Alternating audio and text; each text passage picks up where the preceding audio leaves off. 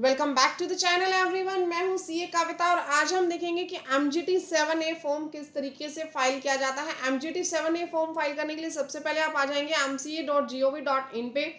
यहाँ आने के बाद जाएंगे आप MCA सर्विसेज पे, यहाँ क्लिक कर देंगे। MCA सर्विसेज पे क्लिक करने के बाद देखिए ई फाइलिंग में ये फॉर्म एंड डाउनलोड्स का ऑप्शन है, यहाँ आपको क्लिक करना है। देन आपको कंट्रोल F करके MGT प्रेस कर देना है। देखिए यहाँ से आप फाइंड करेंगे तो आपके पास ये फॉर्म आ जाएगा MGT 7A form for filing annual return by OBC and small company. OBC और स्मॉल कंपनीज के लिए ये फॉर्म होता है। यहाँ से ई फॉर्म पे आपने क्लिक कर देना है। ये फॉर्म आपका डाउनलोड हो जाएगा और इसे एक फोल्डर में आप लोग सेव कर लेंगे। यहाँ आपको क्या करना है, ये फॉर्म जो है फॉर्म को राइट क्लिक करेंगे और एक्सट्रैक्ट हेयर के ऊपर क्लिक कर देंगे। ये आपके पास पीडीएफ ओपन हो गया। इस पीडीएफ को आपने open with adobe Acrobat reader के साथ ओपन कर लेना है, खोल लेना है। इसके बाद ये पीडीएफ आप लोगों के पास ओपन हो जाएगी। यहाँ पे आपको सबसे पहले सिन नंबर एंटर करना है, कॉर्पोरेट आइडेंटिफिकेशन नंबर कंपनी का। एंटर करते ही आप प्रीफिल पे क्लिक करेंगे। यहाँ से आपके पास रजिस्टर्ड ऑफिस जो है उसका एड्रेस, पैन नंबर ये ऑटोमेटिकली फुलफिल हो जाएगा। मेल आईडी, फोन नंबर ये फुलफिल हो जाएंगे। अगर आपको मेल आईडी और फोन नंबर चेंज करना हो कंपनी का तो डायरेक्टली यहाँ चेंज कर लेना, वहाँ पे एमसी पोर्टल पे ऑटोमेटिकली हो जाएगा, ध्यान रखिएगा। आपकी कंपनी किस टाइप की कंपनी है यहाँ सिलेक्ट कर लेना, प्राइवेट कंपनी है या ओपीसी कंपनी है, ठीक है, क्योंकि उसी के अकॉर्डिंग ये फॉर्म आपका फाइल होगा। कंपनी लिमिटेड बाय शेयर है, गारंटी है या अनलिमिटेड कंपनी है। Next, Indian non government company है, यूनियन गवर्नमेंट है, स्टेट गवर्नमेंट कंपनी है, गारंटी और एसोसिएशन कंपनी है, सब्सिडरी कंपनी है, आप अपने अकॉर्डिंग यहाँ सिलेक्ट कर लेना। इसके बाद आपसे पूछेगा weather company is having share capital. अगर कम शेयर कैपिटल है तो येस पे क्लिक कर देना और अदरवाइज फिर नो पे क्लिक कर देना। Whether the form is filed for OPC और स्मॉल कंपनी। अगर आप स्मॉल कंपनी के लिए फाइल कर रहे हैं तो स्मॉल कंपनी पे क्लिक कीजिएगा, ओपीसी पे के लिए कर रहे हैं तो ओपीसी पे क्लिक कर दीजिएगा। आगे आपसे पूछ रहा फाइनेंशियल ईयर, फाइनेंशियल ईयर आपको यहाँ पे एंटर कर देना है 1/4/2025 से 31/3/2000 सॉरी 1/4/2024 से 31/3/2025। यहाँ पे हम फाइनेंशियल ईयर एंटर कर देंगे। देन आपसे ये पूछेगा whether annual general meeting held not applicable in case of OPC. OPC के केस में एजीएम का कुछ मतलब नहीं है, वो यहाँ पे नहीं लिखना। बट अगर दूसरी आपकी स्मॉल कंपनी है तो आपने एजीएम यहाँ पे डालनी है कि आपकी एजीएम हुई या नहीं हुई। यस पे क्लिक कर देना। यहाँ पे डेट ऑफ एजीएम आ जाएगा, ड्यू डेट ऑफ एजीएम आपने एंटर कर देना है। Principal place of principal business activity of the company, जो आपकी मेन एक्टिविटी है कंपनी की, जो मेन आप काम कर रहे हो कंपनी का, वो आपको यहाँ पे बताना है। और नंबर ऑफ बिजनेस एक्टिविटी यहाँ पे एंटर कर देना अगर एक से ज्यादा एक्टिविटी कर रहे हो तो। नेक्स्ट आपसे पूछ रहे हैं पर्टिकुलर्स ऑफ एसोसिएट कंपनीज। अगर आपकी कोई एसोसिएट कंपनी है या फिर जॉइंट वेंचर कंपनी है तो उसकी डिटेल आपको यहाँ पे प्रोवाइड करनी है। अगर आपकी कोई जॉइंट वेंचर कंपनी या एसोसिएट कंपनी है तो यहाँ पे पहले तो नंबर ऑफ कंपनीज डालना, यहाँ पे नेम आप दे देना, ठीक है। प्रीफिल करेंगे तो वैसे प्रीफिल होकर के भी आ जाएगा क्योंकि आपने आरओसी में इंफॉर्मेशन दी होगी, तो यहाँ पे सारा डाटा आपको फुलफिल करना है। Share capital, debentures and other securities of the company. आगे आपके पास अगर देखिए कोई भी अनक्लासिफाइड शेयर कैपिटल है तो वो आपको यहाँ पे बताना है कि अनक्लासिफाइड शेयर कैपिटल आपकी कितनी है। अनक्लासिफाइड शेयर मतलब जैसे कंपनी के पास कोई ऐसे शेयर्स हैं अगर जो आपको कंफर्म नहीं है कि इक्विटी शेयर है या प्रेफरेंस शेयर है, तो उस टाइप के अगर कोई शेयर है जिसको अभी तक क्लासिफाइड आपने नहीं किया तो वो आपको यहाँ पे एंटर कर देने हैं। इसके अलावा जो आपके पास इक्विटी शेयर्स थे at the time of beginning of the year, कितने आपके पास इक्विटी शेयर्स थे, इंक्रीज कितने हुए, कितने पब्लिक इशू हुए, राइट इशू हुए या बोनस इशू आपने किए, वो सब आपको यहाँ पे लिखने। ई सॉप से आपने इशू किया, प्राइवेट प्लेसमेंट से, स्वीट इक्विटी शेयर्स आपने अलॉट किए, तो ये जो जितने भी हैं आपको यहाँ पे डाल देने हैं ये शेयर्स, ठीक है। प्रेफरेंस शेयर अगर कन्वर्ट होके आपके पास इक्विटी शेयर्स में, डिबेंचर्स कन्वर्ट होके अगर आए और अगर अदर किसी रीजन से आए हैं तो वो आपने यहाँ पे लिखने हैं। बाय बैक ऑफ शेयर अगर डिक्रीज हुए during the year, equity share buy back की वजह से, फॉरफीचर की वजह से या रिडक्शन शेयर कैपिटल की वजह से या अदर कोई रीजन है तो वो आपको यहाँ पे बताना है। एट द एंड आपके पास कैलकुलेट होके आ जाएगा कितने शेयर बचे। प्रेफरेंस शेयर हो तो उसकी भी सेम तरीके से आपको ये सारी डिटेल्स यहाँ पे दे देनी है, राइट। नेक्स्ट आपसे पूछ रहे हैं details of share debenture transfer since closure date of the financial year. अगर आपने कोई शेयर्स ट्रांसफर किए हैं, कोई डिबेंचर्स आपने ट्रांसफर किए हैं तो उसकी डिटेल आपको यहाँ पे देनी है, ठीक है।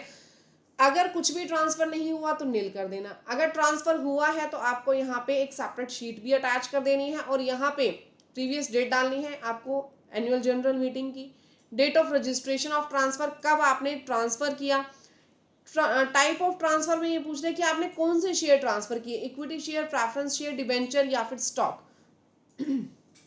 यहाँ आप सिलेक्ट कर लेंगे कि कौन से आपने जो शेयर्स है, अभी हमने ऊपर फॉर्म नहीं फाइल किया तो इसलिए सिलेक्ट नहीं कर रहा।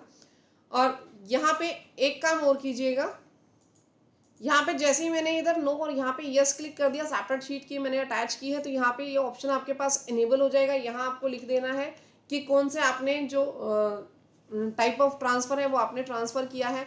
देन आपको नंबर ऑफ शेयर्स बताने हैं, ठीक है, डेट ऑफ रजिस्ट्रेशन जरूर डाल देना, अमाउंट कितनी अमाउंट के आपने शेयर्स ट्रांसफर किए हैं, लेजर फोलियो क्या है ट्रांसफर का, देखिए लेजर फोलियो होते हैं 1 2 3 सभी शेयर होल्डर्स के, तो किस लेजर फोलियो पे उस जो ट्रांसफरर है उसका लेजर फोलियो नंबर क्या है, उसका नाम, मिडल नेम, फर्स्ट नेम आपको यहाँ एंटर करना है, ट्रांसफरी का लेजर नंबर बताना है, उसका name, middle name, first name आपको यहाँ पे एंटर करना है, date of registration of transfer, अगर आपके पास यहाँ पे सेकंड अगर आपने फिर से कुछ इशू किया है, यानी हो सकता है आपने इक्विटी भी दिया हो, इक्विटी के साथ आपने प्रेफरेंस भी ट्रांसफर किया हो, तो वो यहाँ पे आप लोग उसकी डिटेल्स दे देना।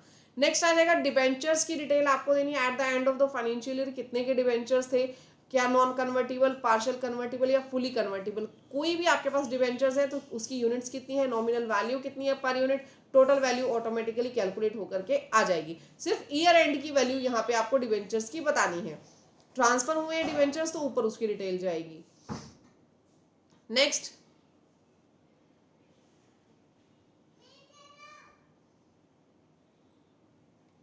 Securities other than shares and debentures, जो भी सिक्योरिटीज हैं आपके पास other than share and debentures उसकी डिटेल आपको यहाँ पे देनी है, अगर कोई है आप लोगों के पास। देन आपको टर्नओवर और नेटवर्थ जो है कंपनी का वो यहाँ पे एंटर करना है, टर्नओवर आप यहाँ डाल देंगे, नेटवर्थ आप यहाँ पे एंटर कर देंगे। कंपनी टर्नओवर और नेटवर्थ ऑफ द कंपनी बताने के बाद आपको यहाँ पे शेयर होल्डिंग पैटर्न बताना है। पहले आपको शेयर होल्डिंग पैटर्न बताना है प्रमोटर्स का, जो प्रमोटर्स हैं उसमें इंडिविजुअल एचयूएफ कितने हैं, ठीक है, जो इंडिविजुअल और एचयूएफ हैं उनके पास कितने नंबर ऑफ शेयर्स हैं, जितने इंडियंस के पास कितने हैं, एनआरआई के पास कितने हैं, फॉरेन नेशनल्स के पास कितने हैं, यानी वो प्रमोटर जो कि इंडियन है, इंडिविजुअल हैं और एचयूएफ हैं, इंडिविजुअल प्रमोटर्स जो कि इंडियन है उसके यहाँ पे नंबर ऑफ शेयर्स दीजिए, कितनी परसेंटेज है वो टोटल शेयर का कितना परसेंट इन लोगों के पास है। प्रेफरेंस शेयर्स की इसी तरीके से आपको डिटेल देनी है, गवर्नमेंट जो है सेंट्रल गवर्नमेंट, स्टेट गवर्नमेंट के पास आपके कितने शेयर्स हैं, insurance company, bank, financial institutions किस किस के पास आपके कितने कितने शेयर्स हैं वो आपको बताना है, बशर्ते ये लोग प्रमोटर होने चाहिए। अदर देन प्रमोटर्स की डिटेल्स आपको यहाँ देनी है, यहाँ पे नंबर ऑफ प्रमोटर्स लिख देना कितने हैं, ठीक है, अदर देन प्रमोटर्स की डिटेल यहाँ आ जाएगी कि उनके पास कितने शेयर्स हैं, total number of share holders other than promoters यहाँ पे लिख देना कि total number of share holder कितने हैं प्रमोटर्स के अलावा, टोटल नंबर आपके पास यहाँ आ जाएगा कि प्रमोटर कितने हैं और पब्लिक अदर देन प्रमोटर्स आपके पास कितनी है जो कि शेयर होल्डर हैं आपकी, यहाँ टोटल ऑटोमेटिकली अपडेट हो जाएगा।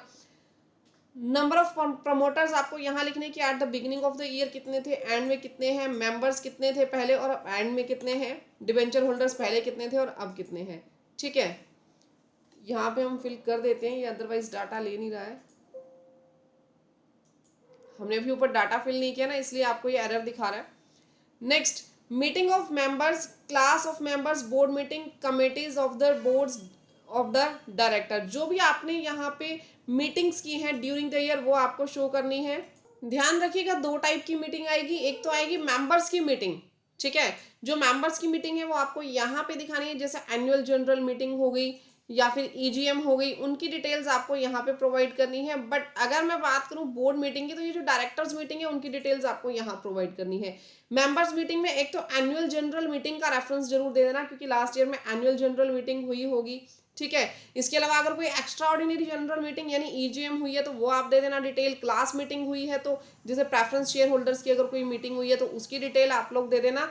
और इसके अलावा नीचे आपको यहाँ पे बोर्ड मीटिंग्स की डिटेल देनी है कि कितनी board meetings during the year हुई हैं, कितनी अटेंडेंस डायरेक्टर की रिक्वायरमेंट थी यानी दिन देना है आपको डायरेक्टर का, नेम ऑफ डायरेक्टर देना है, कितनी number of board meeting which director was entitle to attend, कितनी बोर्ड मीटिंग डायरेक्टर को अटेंड करनी चाहिए थी, कितनी बोर्ड मीटिंग डायरेक्टर ने अटेंड की, परसेंटेज ऑफ अटेंडेंस आ जाएगी, कमेटी मीटिंग्स अगर कोई थी तो वो यहाँ पे डिटेल दे देना, right.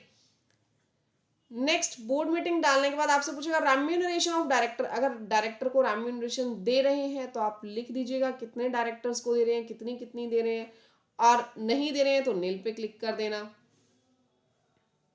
Matters related to certifications of compliance and disclosures, whether the company has made compliance and disclosure in respect of applicable provision of Companies Act 2013।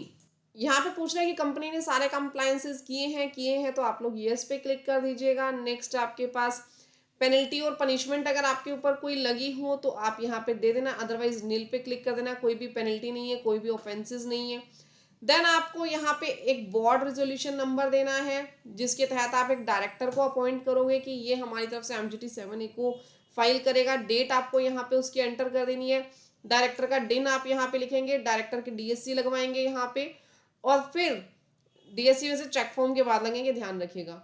List of share holder और list of directors यहाँ पे attach कर देना। Debenture holders हैं तो list of debenture holders भी आप लोग अटैच कर देना।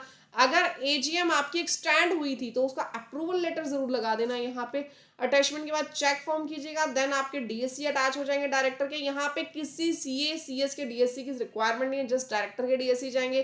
प्री स्क्रूटनी करके V2 पोर्टल पे आपने ये फॉर्म जो है वो अपलोड कर देना है। बिल्कुल ईजिएस्ट प्रोसेस है MGT 7A फॉर्म का, खुद से आप लोग फाइल कर सकते हैं क्योंकि किसी सर्टिफिकेशन की भी रिक्वायरमेंट नहीं है। अगर आपकी स्मॉल कंपनी है तो इजीली आप लोग इसको फाइल कर लेंगे।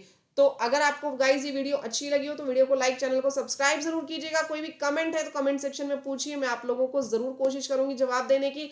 और अगर आप लोगों को किसी और टॉपिक पे डाउट है, किसी और वीडियो आप लोग चाहते हो कि मैं इस टॉपिक पे बना करके दूं, तो वो भी आप कमेंट सेक्शन में बता सकते हो। तो मिलते हैं गाइज नेक्स्ट वीडियो में, तब तक के लिए thank you, bye bye, take care everyone.